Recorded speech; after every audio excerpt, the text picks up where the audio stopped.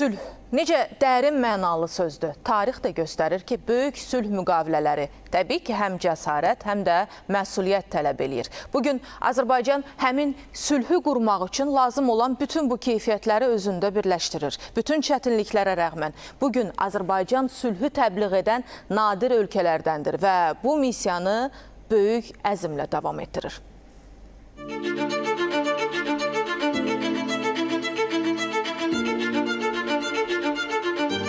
Azərbaycan bütün məsələləri beynəlxalq hüquq çərçivəsində özü həll etmişdir. Hərbi siyasi yollarla Qarabağ münaqişəsi, Azərbaycan-Ermənistan münaqişəsi öz həllini tapmışdır.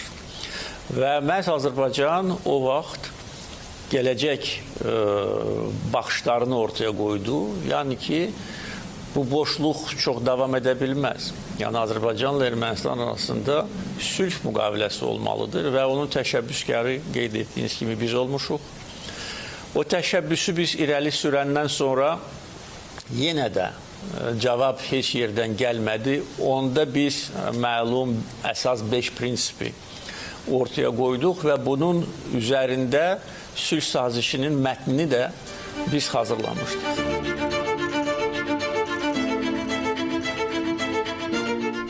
Beynəlxalq münasibətlər tarixində nadir rast gəlinən hallardan biridir. Torpaqları işğal edilmiş, şəhərləri viran qoyulmuş, əhalisi soyqırımına məruz qalmış bir ölkə, Azərbaycan, müharibəni qələbə ilə başa vurduqdan sonra belə sülh gündəliyi ilə çıxış edir. Azərbaycanda dünyanın müxtəlif ölkələrinin liderləri, hərbi liderləri bir araya gələrək ən önəmli məsələləri, kritik situasiyaları müzakirə ediblər və bu aspektdən də əslində həm Azərbaycanın bugünə qədər yürütdüyü sülh siyasəti, humanitar siyasət, təbliğ etdiyi dəyərlər Azərbaycan prezidentinin timsalında dünyada sülhü təbliğ edən və bu istiqamətdə mühüm addımlar atan, prinsipial, dayanıqlı, davamlı addımlar atan bir lider obrazını formalaşdırıb. Azərbaycanın Misirdə keçirilən Qəzza üzrə liderlər samitinə dəvət almasında qənaətimə görə təəccüblü heç nə yoxdur. Çünki bu Azərbaycanın və onun liderinin haqqıdır.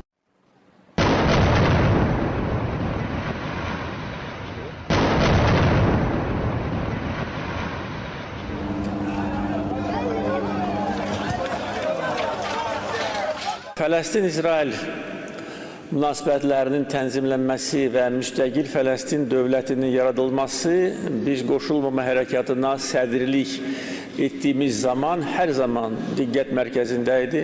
Bir çox tədbirlər keçirilmişdir və Azərbaycanın mövqeyi bir mənalıdır. Müstəqil Fələstin dövləti qurulmalıdır. Şərqi güc onun paytaxtı olmalıdır. Bugün Qəzzada yaşanan faciə tezliklə dayandırılmalıdır, müharibə dayandırılmalıdır və bütün məsələlər danışıqlar yolu ilə həll olunmalıdır. Tam bir il əvvəl yalnız ideya kimi səslənən fikirlər bugün sülh samitində gerçək siyasi gündəmə çevrilib. Azərbaycan bütün sülh təşəbbüslərində, o cümlədən qlobal sülh və təhlükəsizliyin təmin olunmasına xidmət edən bütün platformalarda özünü rahat hiss edir. Və təsadüfi deyil ki, rəsmi Bakı bugün qlobal sülh və təhlükəsizliyin mühüm iştirakçısı, hətta mühüm etibarlı vasitəçisi kimi qəbul edilir.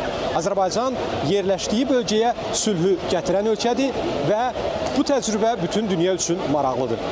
Əlbəttə, bugün Azərbaycan yalnız münaqişədən qalib çıxmış ölkə deyil, sülhün tərəfdarı və daşıyıcısı kimi qəbul olunur.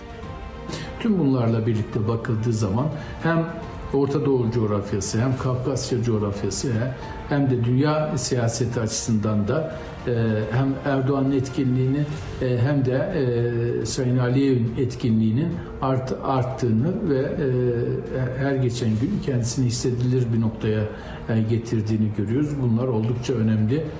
Bəli, tarix boyu sülhü axtaranlar çox olub, amma onu bərqərar edənlər azdır. Bugün Azərbaycan nəinki regionda, bütün dünyada sülhə töhfə verən lider ölkələr sırasındadır. Rəhil Rafiq qızı, Vüsal Mətləb, Elxan Axundov, AzTV xəbər.